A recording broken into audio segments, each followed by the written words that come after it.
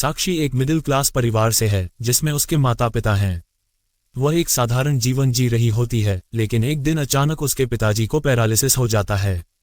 इस अप्रत्याशित घटना के बाद साक्षी के जीवन में भारी बदलाव आता है। उसके ऊपर परिवार की जिम्मेदारियों का बोझ बढ़ जाता है, क्योंकि अब उसे अपने पिताजी की देखभाल करनी होती है और साथ ही परिवार की आर्थिक स्थिति को संभालने के लिए कदम उठाने पड़ते हैं। इस कठिन समय में साक्षी को मानसिक और शारीरिक दोनों तरह की चुनौतियों का सामना करना पड़ता है, लेकिन वह अपनी जिम्मेदारियों को निभाने के लिए हर संभव प्रयास करती है। साक्षी अब अपने छोटे भाई, छोटी बहन, पिता के इलाज और घर की आर्थिक जरूरतों की पूरी जिम्मेदारी निभा रही है। एक ग्रेजुएट होने के नाते उसने नौकरी कर ली है और पूरे परिवार का सहारा बन गई है।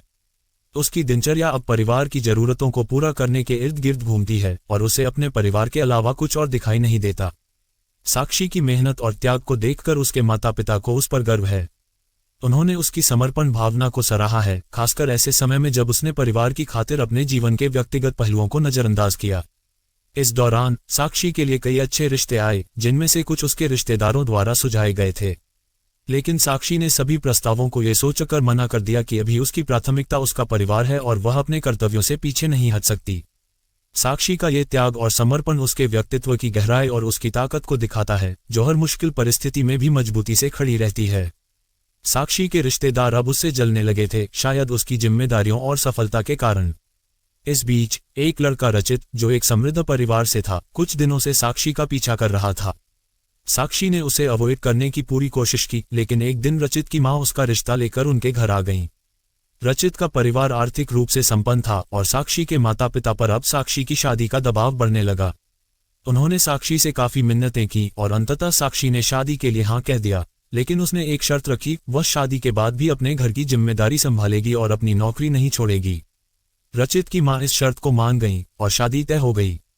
शादी को लेकर साक्षी खुश थी, लेकिन उसने ये भी महसूस किया कि शादी से पहले वह रचित से खुलकर बात करना चाहती थी, ताकि वे एक दूसरे को बेहतर समझ सकें। हालांकि रचित की तरफ से कोई पहल नहीं हुई और चूंकि उसने कोई कदम नहीं उठाया, साक्षी ने भी इसे नजरअंदाज कर दिया और कुछ नहीं कहा।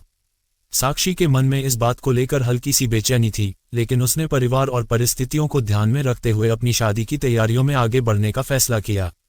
साक्षी और रचित की शादी जल्दीबाजी में करवा दी गई और साक्षी को शादी के दिन ही रचित कई दिनों बाद पहली बार नजर आया। वह नर्वस लग रहा था, जबकि जिस लड़की के पीछे वह पड़ा था, अब उसी से उसकी शादी हो रही थी।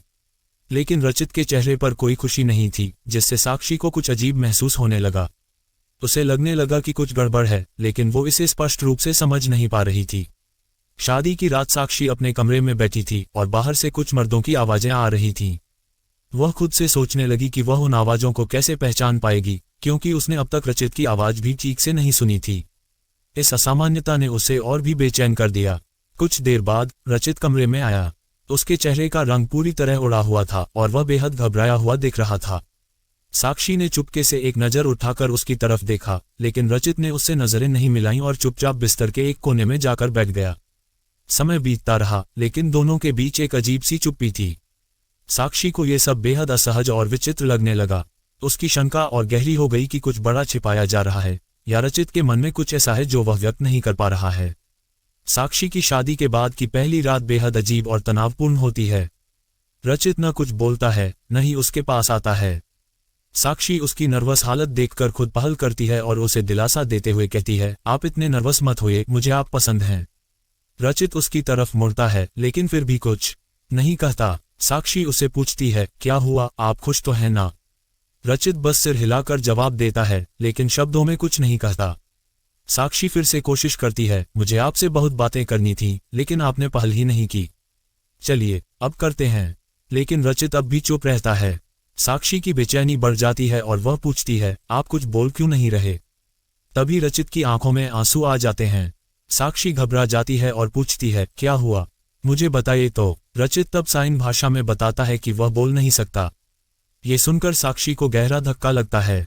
उसे समझ आता है कि उसके परिवार के साथ धोखा हुआ है, क्योंकि लड़के वालों ने इतनी बड़ी बात छिपाई थी।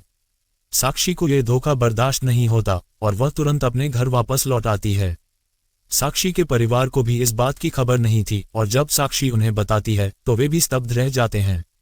परिवार वाले खुद को दोषी ठहराते हैं कि उन्होंने शादी की जल्दी में ये सब जांचने का समय नहीं लिया। साक्षी ने अब यह फैसला कर लिया कि वह इस मामले को अदालत में लेकर जाएगी। शादी के एक दिन बाद ही मामला तलाक तक पहुंच जाता है। साक्षी तलाक की अर्जी देती है। रचित की मां साक्षी के घर आती है, लेकिन साक्षी की मां उन्हें भला बुरा कहती है, धोखा देने का आरोप लगाती है। साक्षी उन्हें रोकती है और शांत स्वर में पूछती है, आपको इतना जरूरी नहीं लगा कि इतनी बड़ी बात हमें बताना चाहिए था? रचित की मां सिर झुकाए चुपचाप सब कुछ सुनती रहती है, उसके पास कोई जवाब नहीं होता। रचित की मां ने साक्षी के सामने अपना पक्ष रखते हुए कहा, मैं एक मां हूं और मैं हमेशा अपने बेटे का भला चाहती हूं। रचित के पिता भी अब नहीं रहे और वह बहुत अकेला महसूस करता था। उसने साक्षी को पसंद किया और मुझसे कहा कि वह साक्षी से शादी करना चाहता है। मैंने उसे कभी इस तरह किसी चीज के लिए कहता नहीं देखा था, इसलिए मैं उसकी खुशी के लिए हर मुमकिन कोशिश करना चाहती थी। उन्होंने आगे कहा, मैंने कई बार हिम्मत जुटाई कि तुम्हारे परिवार को सच्चाई बता दूं, लेकिन हर बार मैं डर गई। मुझे ये भी डर था कि तुम लोग रिश्ता तोड़ दोगे और मेरे बेटे का दिल टूट जाएगा। रचित ने मुझे कहा था कि सच्चाई बताओ, लेकिन मैंने उसे झूठ बोल दिया कि तुम मान गई हो। शादी से पहले मुझे सब सच बताना चाहिए था, लेकिन मैं ऐसा कर नहीं पाई। रचित की मां ने आंसू भरी आंखों से कहा, शादी के दिन जब रचित को यह पता चला कि मैंने उसे और तुम्हें दोनों को धोखा दिया है, तब तक बहुत देर हो चुकी थी। उसने कभी मुझे इस तरह झूठ बोलने को नहीं कहा था, लेकिन मैंने अपनी कमजोरी और डर के कारण ये सब कर दिया। अब मैं बस माफी चाहती हूँ। साक्षी को यह सुनकर और भी ठेस लगी। उसे समझ में आया कि रचित भी इस झूठ का शिकार हुआ था, लेकिन धोखा तो धोखा ही था। साक्षी की आंखों में आंसू थे, लेकिन उसने खुद को संभाला, इसलिए वो खुश नहीं था। साक्षी, शायद तुम मुझे समझ पाओ। साक्षी अभी भी गुस्से में है। वो बोलती है कि मुझे रचित के ना बोलने से कोई प्रॉब्लम नहीं है। गुस्सा इस बात का है कि आपने धोखा दिया, झूठ बोला और वो मुझे बर्दाश्त नहीं। तलाक की अर्जी के बाद रिश्तेदार तो साक्षी और उसके परिवार की इस हालत पर खुश है। वही तलाक में अभी कुछ महीने का समय है। साक्षी अब अपने घर पर पहले की जीवन शैली पर लौट आती है। वो जॉब पर जाती है और कुछ दिनों बाद फिर रचित उसे दिखाई देता है।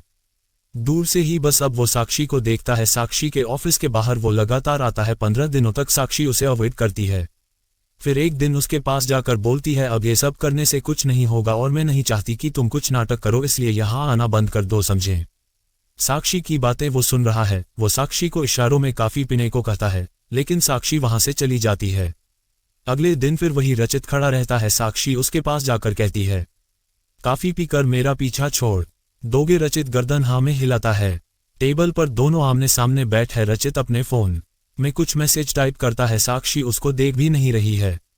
साक्षी के फोन में मैसेज आता है। रचित का लिखा होता है, सॉरी लेकिन I love you so much.